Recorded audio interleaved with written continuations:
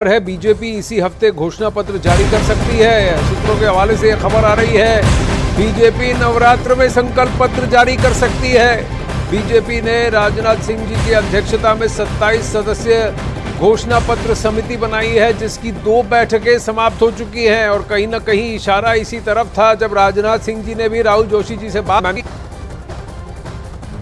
यतेंद्र इस वक्त हमारे साथ जुड़ रहे हैं डिटेल्स के साथ। यतेंद्र, नवरात्रि में किसी एक दिन शुभ लग्न और मुहूर्त के बाद को ढूंढकर देखकर बीजेपी घोषणा पत्र का ऐलान कर सकती है। क्या होगा मैनिफेस्टो में और तारीख का कुछ अनुमान है?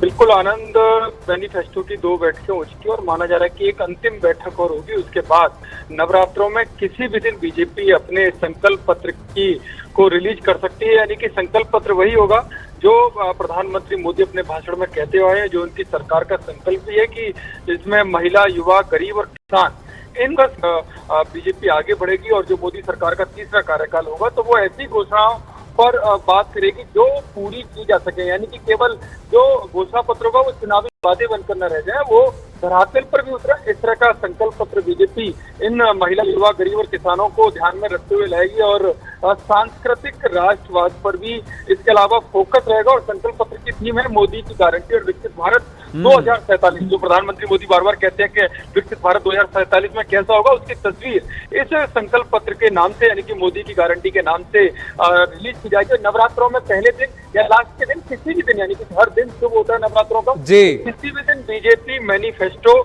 जारी कर सकती है, क्योंकि 2 बैठकें राजनाथ सिंह की अध्यक्षता में नवमी के आसपास पड़ सकती है। यतेंद्र, पहली बात। दूसरी बात, सांस्कृतिक राष्ट्रवाद की आपने बात की। प्रधानमंत्री नरेंद्र मोदी ने अभी चुनावी रैली में कहा पहले 2 बाकी है, तो इसमें कहीं कॉमन सिविल कोड की बात दिखेगी, 1 नेशन 1 पोल की बात मैनिफेस्टो में दिखेगी?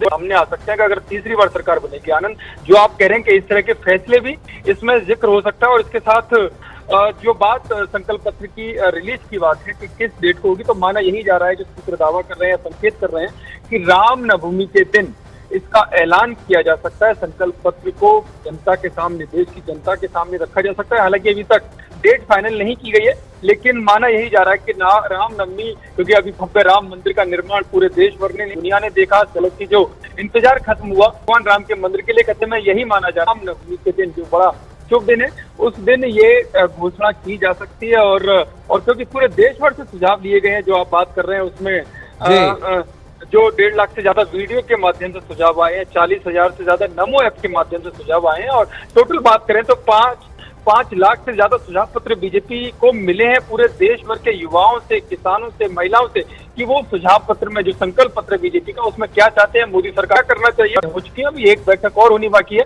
उस बाद संकल्प पत्र पूरे देश की जनता के सामने मोदी सरकार मैनिफेस्टो की इस मीटिंग में और इस मैनिफेस्टो की एक प्रति और एक ड्राफ्ट क्या प्रधानमंत्री जी को भी दिखाई जाएगी? प्रधानमंत्री जी प्रवास पर है, प्रचार पर है, और 14-15 तारीख को जब वहाँ केरल और दक्षिण भारत में, तमिलनाडु में भी पर्व का महोत्सव, उत्सव का माहौल होगा, वहाँ पर भी प्रचार कर रहे होंगे। और रामनवमी यानी कि चुनाव, पहले चरण के चुनाव से सिर्फ 2 या 3 दिन पहले, बहुत टाइट तो नहीं हो जाएगा? देखते हैं बीजेपी क्या करती है। यतेंद्र, धन्यवाद। इधर कांग्रेस